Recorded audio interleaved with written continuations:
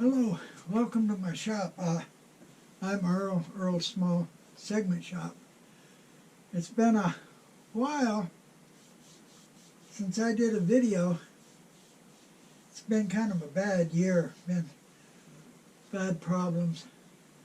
Anyway, I made the clips for this video a long time ago.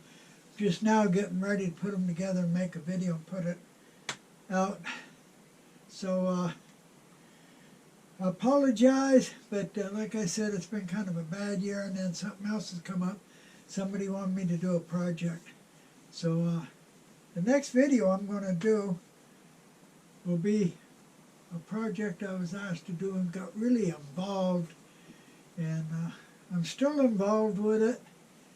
And it's kind of interesting though, and it's something, you know, you've got a wood shop, you can do what you want if it's not your employment, you know, if it's just for your fun.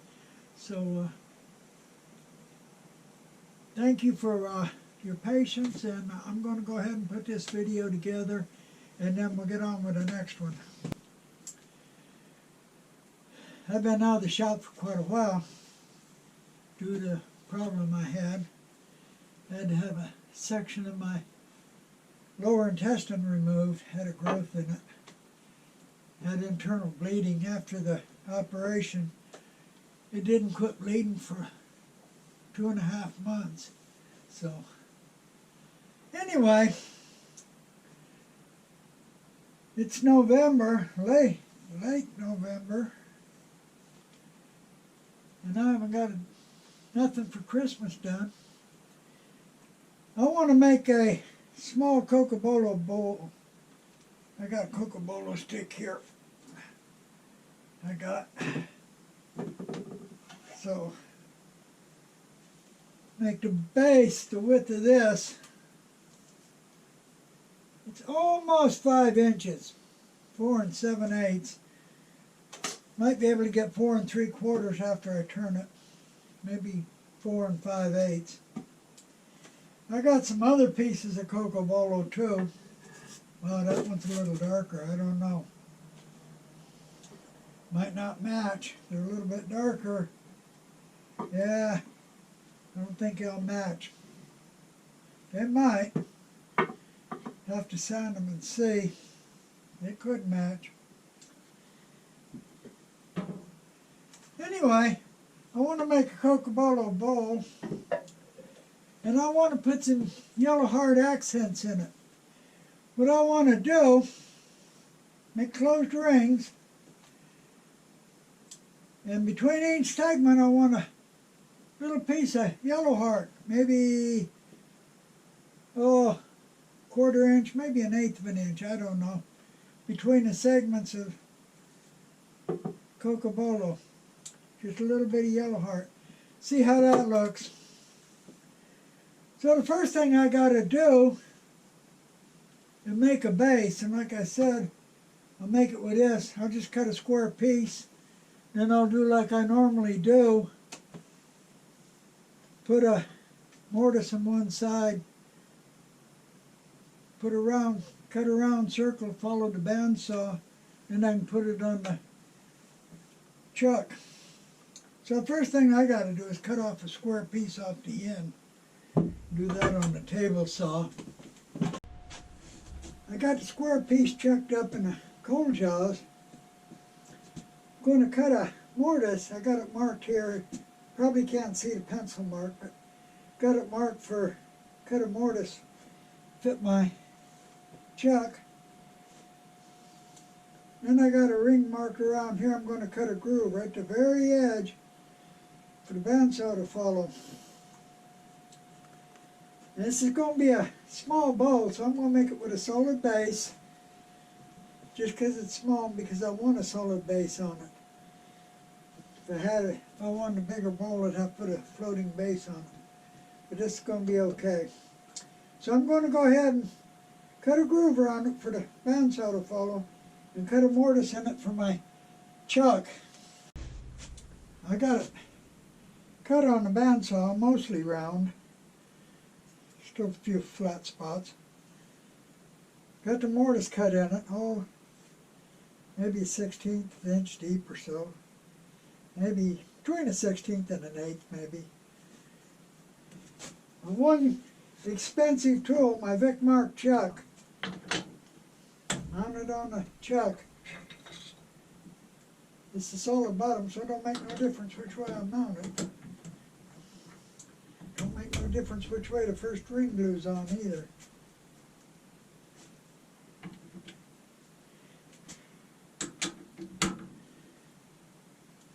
It ain't going nowhere now.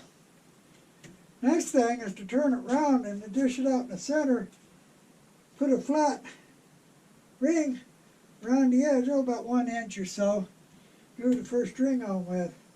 After I flatten it on the edge, I'll sand it flat with a sanding board. But first dish it some, make it round. Got my base turned round. 4 3/4 right now, diameter. Got it dished. Got a flat area around the edge for the first ring. So I'm going to make the first ring 5 3/4. Make it come out pretty good. I'm going to use 1 1/4 material for that ring because of the angle. So I got some 1 1/4 cut here. I got 20 spacers cut, 1/4 inch. They two are 1 1/4 wide. Now I cut the spacers so that their grain is running this direction. In other words, I cut them right off the end of the stick. I'm going to use 20 segments, 5 3/4. Each segment's supposed to be 0.91071, but I'm going to put a 1/4 inch spacer between them. So I'm going to have to subtract 1/4 inch from each one. So 0.9107 minus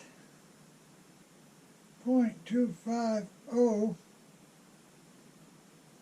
equals 0.6607 is what I got to cut them to get me a 5 3/4 inch.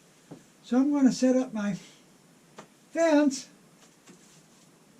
Of course, I have already got a mark on it, but I'm going to set it up to 9 degrees for 20 segments. Then I'm going to set my stop block to 0.6607 and cut 20 segments from this stock right here. I've got 20 segments cut.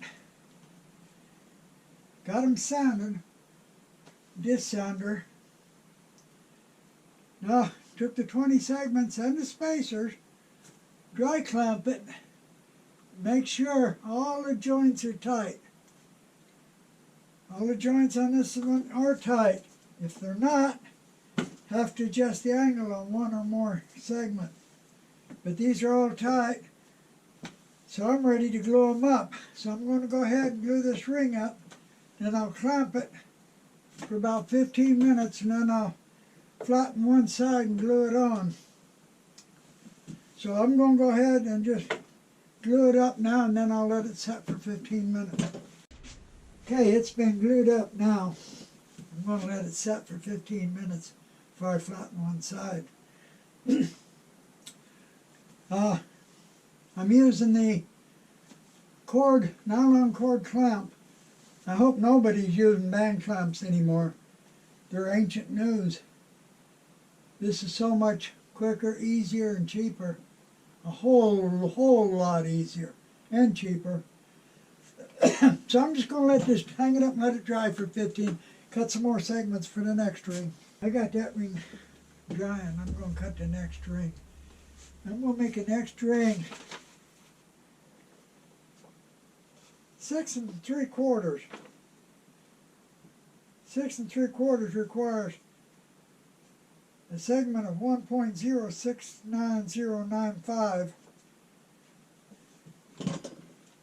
I got the spacers in it, so I'm going to subtract 0.250 rather from it. So that gives me a total of 0.81909. So that says I'm going to cut the segments to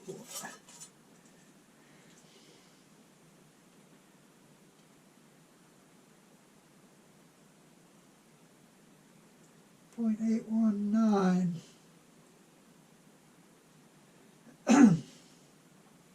Okay, so I'm going to cut the segments to this size. I'll set my stop block up with the gauge I've got mounted on it. I put a permanent gauge on it. Then I'll check it, cut a test piece and check it before I cut the segments. Okay, I've got one side flattened. Actually, I flattened both sides, but normally just one side is all you need. Got it in the coal jaws. Got my live adapter for my tailstock on it. I'm going to glue it onto the base. Light layer of glue. I spread a little glue around here.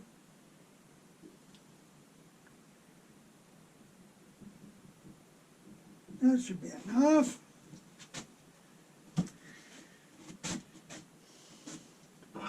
Just the tailstock.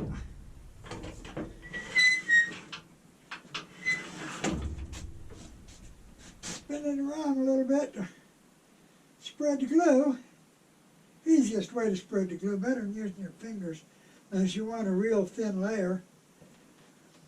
Don't have to line it up any particular way because it's a solid base, so wherever, that should do it. Tighten it down a little bit. And we're going to let it set for at least 15 minutes. Actually, my wife wants me in the house, so it's going to set a lot longer than that. Well, it's been well over 15 minutes. I had to go in the house, had to eat. So now, I'm going to start turning the inside. I like to turn the inside as I work out. It's a lot easier that way than trying to get way inside after you finish it, gluing everything up. So I'm going to start turning the inside, and I'll flatten this a little bit more, sand it, and I'll put the second ring on. Okay, I've turned the inside of this some, especially the bottom here where it meets into the first ring. Second ring, been flattened on one side. Actually, I flattened it again on both sides, but flattened on one side. Ready to glue it on. This time I got to be careful how I line it up. And it's going to be the last ring. I'm only going to put 2 rings on this. It's enough. It ain't that big around. I don't want it too tall. Put some glue on it. A little bit.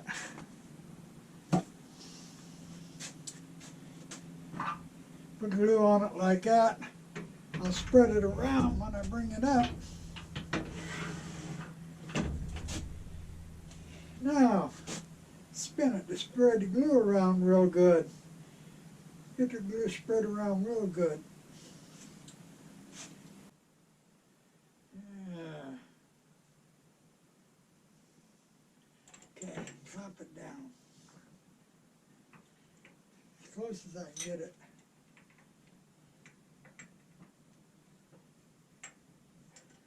Let it dry for a while and we'll turn it. It's been more than 15 minutes since I glued the second ring on. Actually, it's been a long time. I'm going to go ahead and turn it now. I'm going to finish turning the inside. Then I'm going to turn the outside. It's only going to have 2 rings. I'm going to kind of make it a tulip shape. Nothing special. After I get done turning it, I won't talk about sanding. I'm going to use my Olin tools to turn it. These 2 right here, one for the inside, one for the outside. Some people tell me that the Olin tool ain't a real turning tool and it can't cut good. Well,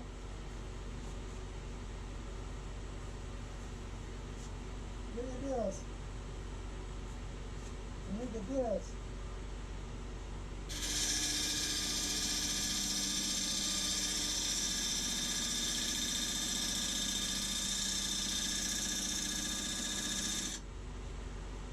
And I say, I don't care.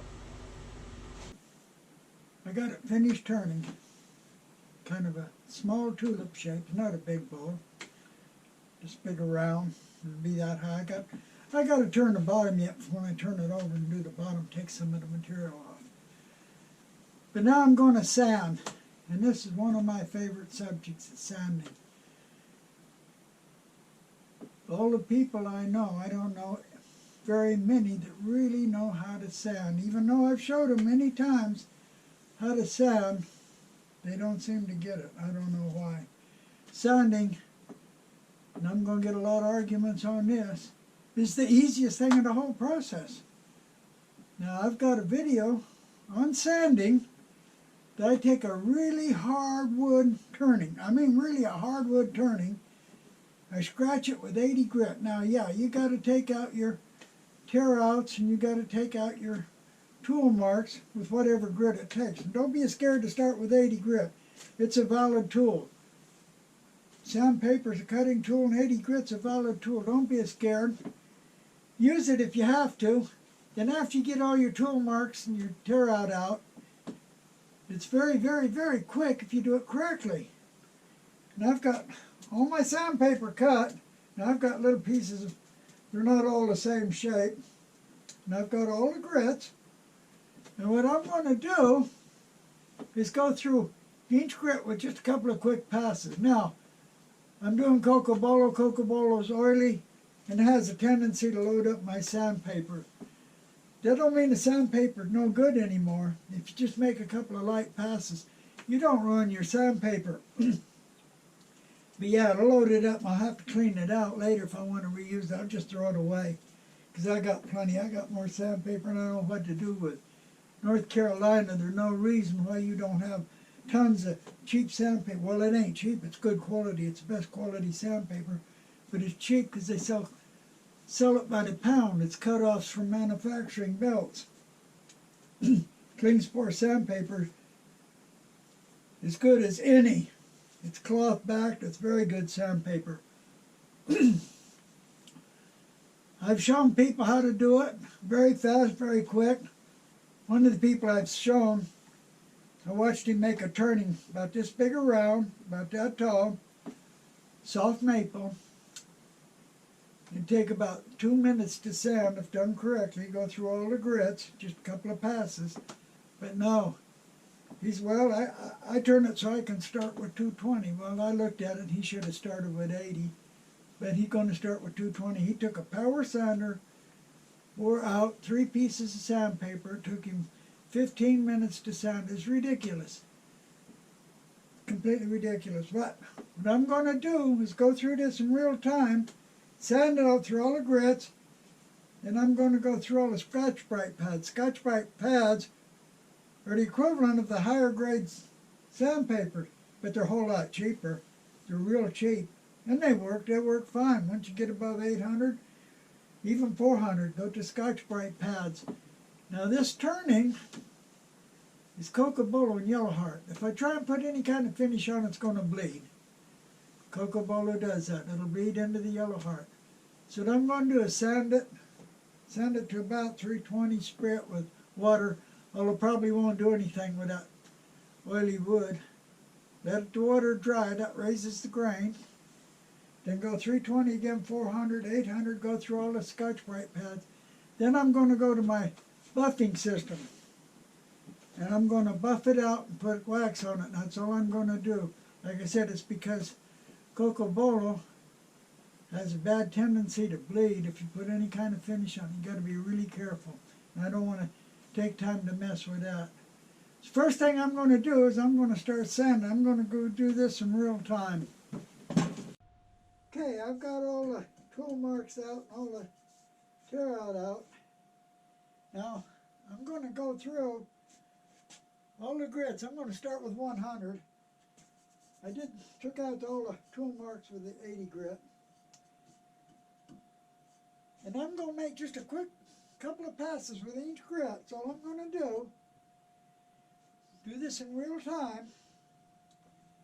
And I'm going up to 300 where I'm going to stop and spray it with water. So I'm going to turn on the dust collector so you won't be able to hear much. But like I said, I'm going to go just a couple of quick passes with each grit.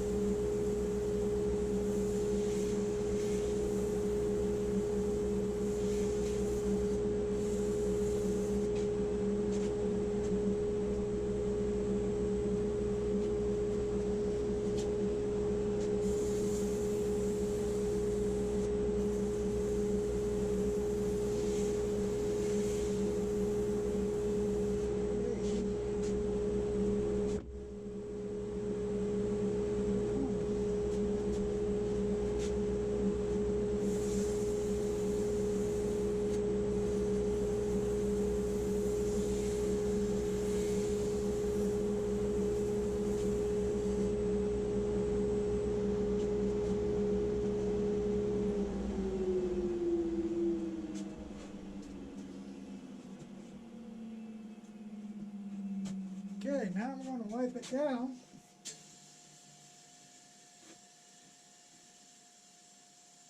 Don't use rags or anything with power. Wipe it down real good. I'm going to spray it with water and let it dry. It says Clorox, but it's water in here. I'm not going to really spray it with water. I'm going to spray a paper towel.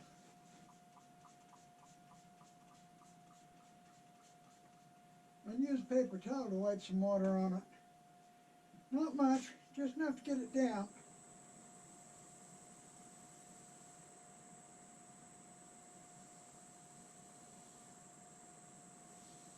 All you need is just a get it down. Now I got to get a dry towel and wipe it off.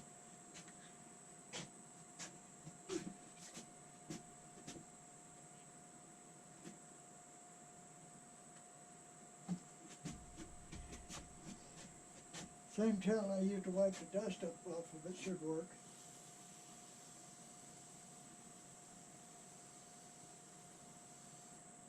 Get any wet, real wet, soggy water off of it.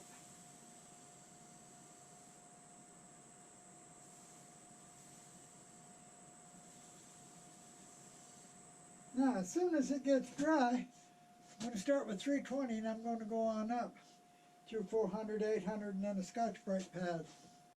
I'm going to start with 320, 400, 800, and then a Scotch-Brite pad. Again, I'm going to turn on the dust collector.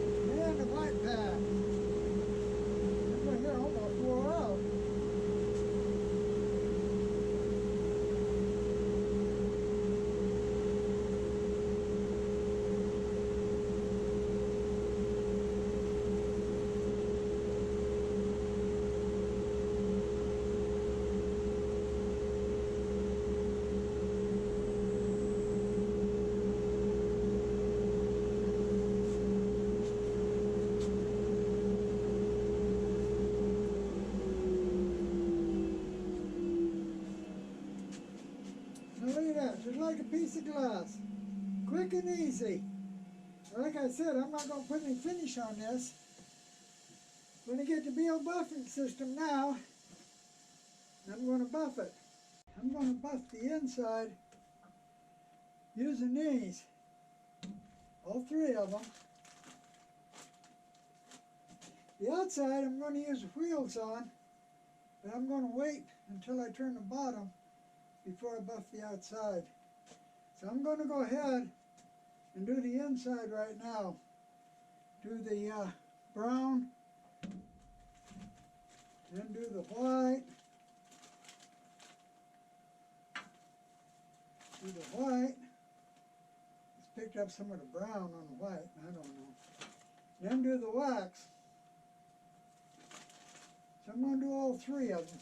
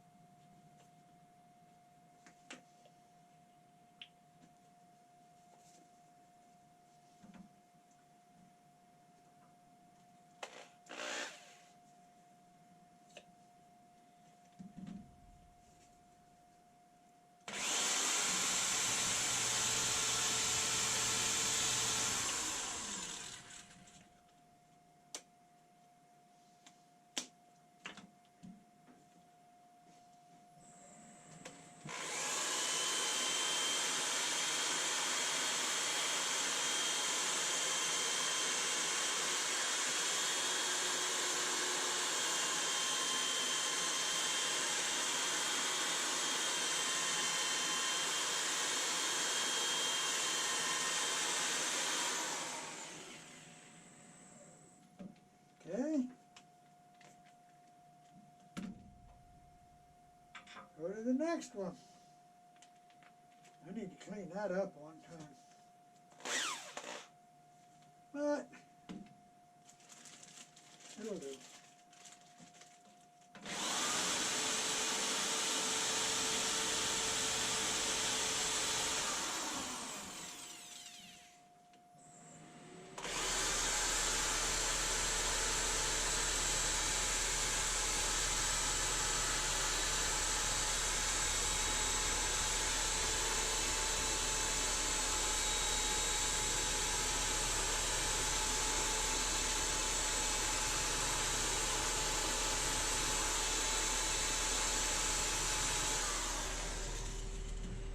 Now before I put the wax on, I'm going to wipe it with this paper towel again. Get any of the compound off that might be on there.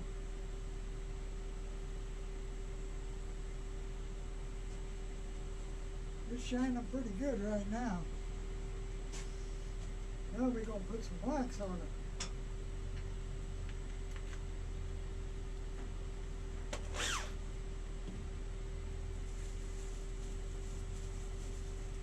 We'll rub a little wax right on the wood first.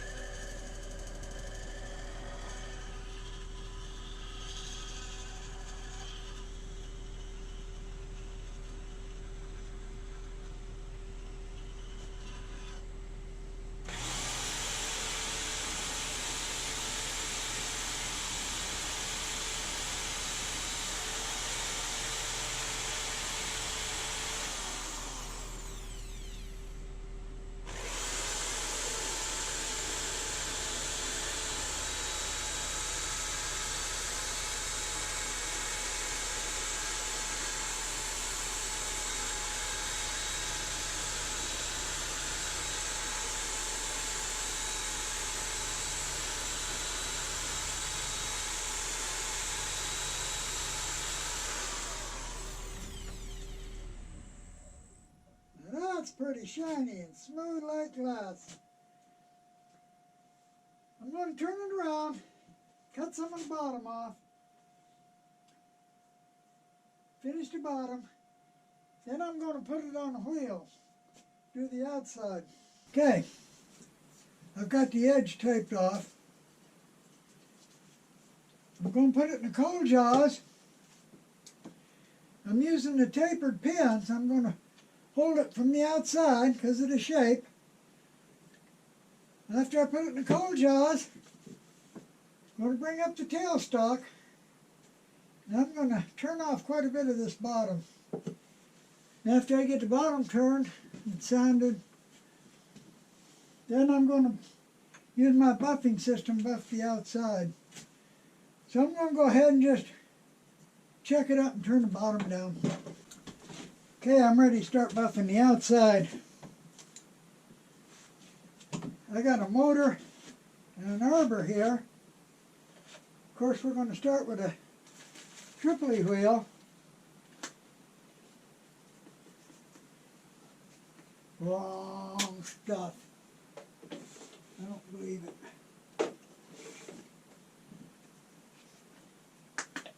That's the right stuff.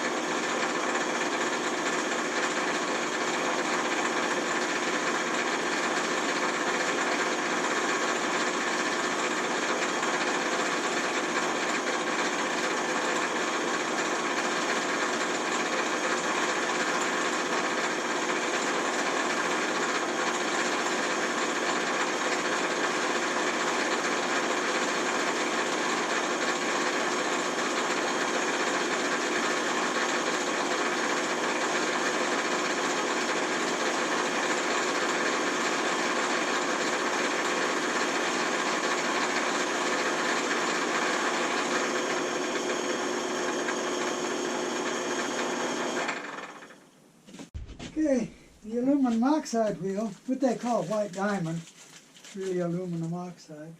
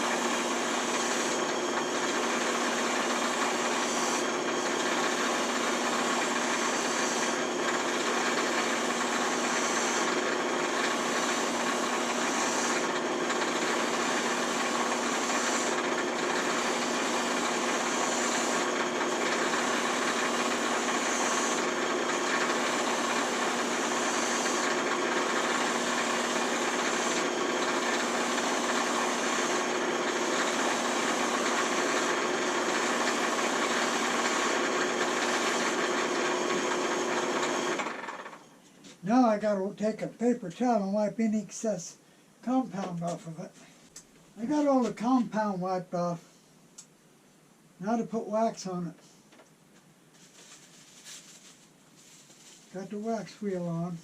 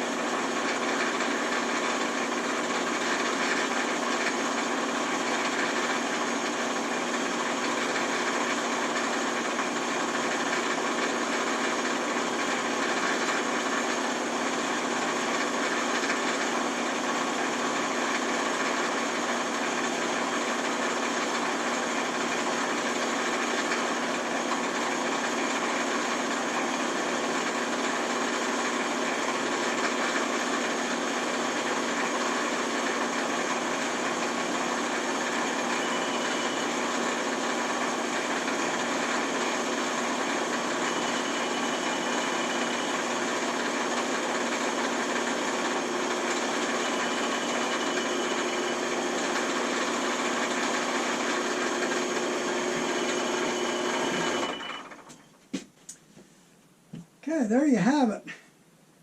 Finished, shiny, real shiny. I don't normally make them as shiny, but this one is shiny. Sign, ready to go. You see how real easy it is to do this. How easy to make the segments. I use 20 segments per ring. Now I got cheat sheets. Tell me what size to cut the segments. They're on PDF file.